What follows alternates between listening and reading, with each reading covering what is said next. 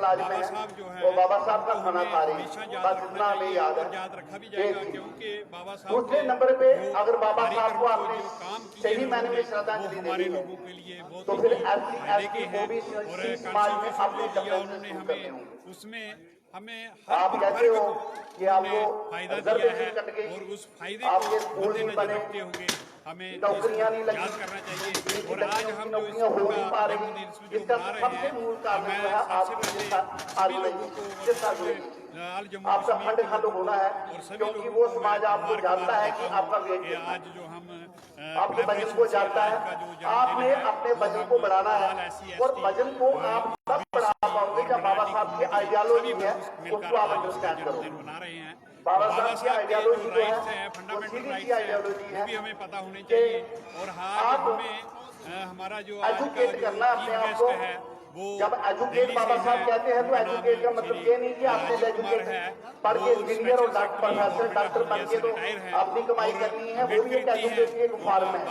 Educate का मतलब पूरे तरीके से आपने समाज को समझना है कि समाज में आप रह रहे हैं, कि आपके लिए आगे जो परिस्थितियां हैं वो आपको क्या कहती हैं, काम किए हैं और सबसे बड़ी जो मैं समझता हूँ प्राप्ति जो है वो है विचारधारा की प्राप्ति है। जिस तरह से कुछ सियासी पार्टियां जो है भीमराव अंबेडकर की संविधान को बदलना चाहते हैं, क्या कहेंगे इसके ऊपर आप? संविधान को कोई नहीं बदल सकता अंडरस्टैंडिंग होगी, इसके डिफरेंसेस दूर होंगे। ये कहने की जब बात मैं है नॉन अंडरस्टैंडिंग की बात करता हूँ तो मैं ये बात करता हूँ कि डिफरेंसेस है। जब मैं डिफरेंसेस की बात करता हूँ तो मैं ये बात करता हूँ कि आइडियोलॉजिकली और साइकोलॉजिकली ये लोग आपस में जुड़े हुए नहीं है। एससी ओबीसी में भी जात पात है, इस चीज को आपको समझना पड़ेगा। जब आप अपना जात पात दूर करोगे फिर जाके आप दूसरे को क्लेम लगाओगे। और 85% की जो सपना है 85-15 की रेशो, तो ये थे आज भीमराव अंबेडकर जी की जयंती है और यहाँ पे कृष्णा नगर रविदास सभा में एक भव्य कार्यक्रम जो है वो आयोजित किया गया है। और जिस से आप देख सकते हैं गुजरात में, बिहार में यहाँ SC OBC की पॉपुलेशन है। मैं थोड़ा सा आपको जम्मू कश्मीर का आंकड़ा देता हूँ, आपको समझ आ जाएगी।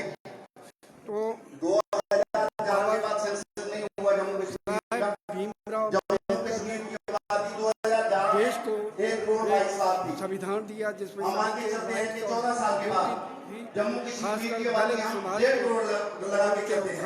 उस 1.5 करोड़ में जो देश आजाद हुआ, इसलिए जो कोई 2.25 लाख के करीब है, तो 39% बरादरी है, यहाँ पे जो करीब 4.5 लाख के करीब है। बूम बरादरी 21% है जो कि 2.5 लाख के करीब है। बाकी 16% जिसमें वाल्मीकि, बरवाल और बटवाल कम्युनिटी है। कहने का मतलब यह है कि इन 12 लाख लोगों को चलाने के लिए कम से कम एक्टिव आपको 2000 बंदा चाहिए। 2000 बंदा चाहिए जो काम करे घर घर में जाके, फिर बाबा साहब का मिशन पूरा होगा। उसी तर्ज में हम पे मैं आपको एक चीज और बताऊंगा। ओबीसी की बात की हमारी मान लो 10% रिजर्वेशन तो नेचुरली 10% लेके चलते हैं। जब 10% की बात करते हैं तो इनकी बात 14 लाख की थी। इनको 2-3 हजार आदमी चाहिए जो अपनी सोसाइटी को, अपने समाज को मोबिलाइज करे। इसी तरीके से ओबीसी की आबादी अलग-अलग डिस्ट्रिक्ट में अलग-अलग है, इनको भी आपने लोग एक्टिवेट करने चाहिए। तो इस तरीके से जाके आपका ये काम बनेगा। नहीं तो ये मैं आपको फ्री दूंगा, ये अपने आप से भी धोखा है और समाज से भी धोखा है। जब तक आप अपने आप को परफेक्ट नहीं करते, जब अपनी परफेक्शन की बात हो तो इसका भी मतलब ये हुआ कि आपने डिफरेंसेस नहीं कर रहे हैं। आपको ये समझना होगा कि आपकी जो बरादरी है जिनको हम 85% का आंकड़ा लेके चलते हैं, ये कोई 7,500 के सब जातों में बटी हुई है। आज बाबा साहब भीमराव अंबेडकर की जयंती है और बड़े देश, पूरे देश में ये इसको बड़े उत्साह के साथ मनाया जा रहा है, क्या कहेंगे? क्योंकि तब लोग जो है वो फायदा ले सके किस चीज का, जो आज जयंती मनाई जा रही है इसका सही मायने में यही होगा कि जितने ज्यादा लोग यहाँ पर एकत्रित हुए हैं, इस बाबा साहब की सोच को लेके समाज के अंदर जाना होगा। अपने अपने समाज को भी तभी ये जयंतियां मनाने का हमको फायदा भी है और उसको सच्ची श्रद्धांजलि भी है।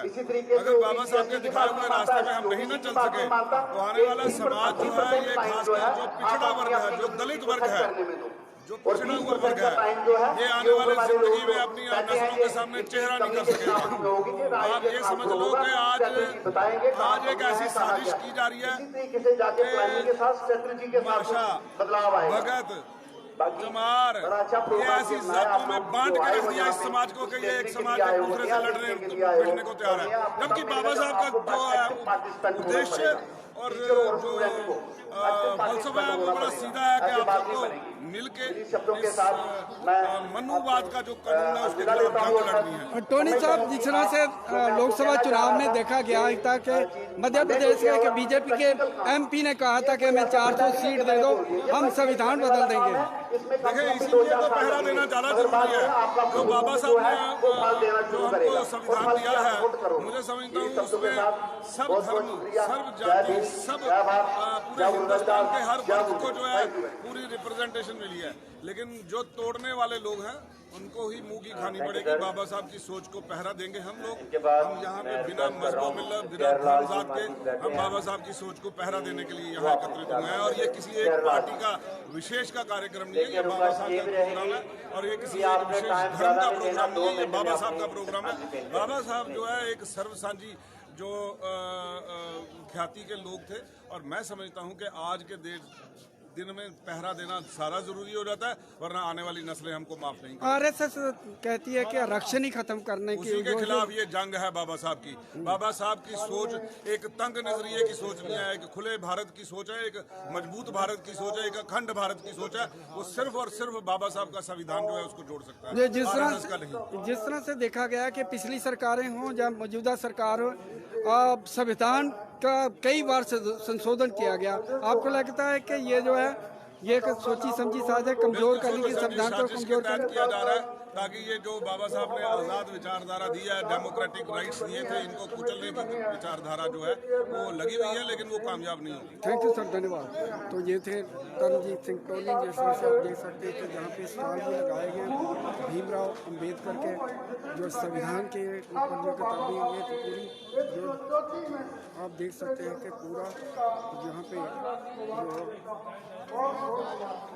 जो ये बिल्कुल लाइव तस्वीरें जो है भारतीय चैनल की तरफ से जहाँ पे जो है पूर्व रविदास सभा कृष्णा नगर में ये कार्यक्रम आयोजित किया गया है। और आप देख सकते हैं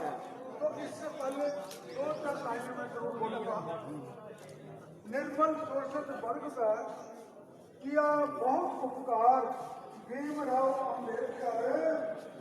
नमन तुम्हें कोटि कोटि नमस्कार है। पढ़ने लिखने का रहा मन में जुनून, पढ़ने लिखने का रहा मन में सदा जुनून। भारत को तूने दिया उपयोगी कानून। निर्धनता को देखकर कभी नहीं मानी हार, निर्धनता को देखकर कभी नहीं मानी हार। जीवन भर करते रहे दलितों का उद्धार। न्यायालय में न्याय हो, न्यायालय में न्याय हो सके, बातों की बात करो, न्यायालय में न्याय हो सके, सबके लिए समान भेदभाव जिसमें नहीं, ऐसा रहता विधान। तो बाबा साहब के जो प्राइवेट सेक्रेटरी थे, नाम की तरह रतु जी थे, जो काफी टाइम उनके साथ रहे हैं। और मैं उस टाइम की बात कर रहा हूँ जब बाबा साहब आखिर में बहुत बीमार हो गई, उनकी सेहत ज्यादा कमजोर हो गई, तो काफी से लोग मिलने के लिए